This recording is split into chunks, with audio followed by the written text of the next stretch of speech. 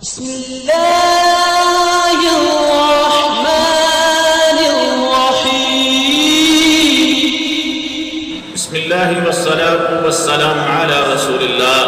چھینک ایک غیر اختیاری چیز ہے اور اس سے ہر چھوٹے بڑے کو واسطہ پڑتا ہے، لہذا جب کسی کو چھینک آئے تو وہ شریعت میں مذکور آداب کو ملحوظ رکھے۔ صحیح بخاری میں ہے کہ ابو ہریرہ رضی اللہ تعالی عنہ کہتے ہیں کہ رسول اللہ صلی اللہ علیہ وسلم نے فرمایا، جب کسی کو چھینک آئے تو وہ الحمدللہ کہے، اور اس کے ساتھ بیٹھنے والا ساتھی، اس کا بھائی، اس کے جواب میں یرحمک اللہ کہے کہ اللہ تیرے پہ رحم فرمائے، اور پھر جس کو چھینک آئی ہے وہ اس کو اس طرح جواب دے، یہدیکم اللہ ویصلح لکم بالکم، کہ اللہ تعالیٰ تمہیں ہدایت پر رکھے اور تمہارے سارے کام درست فرما دے۔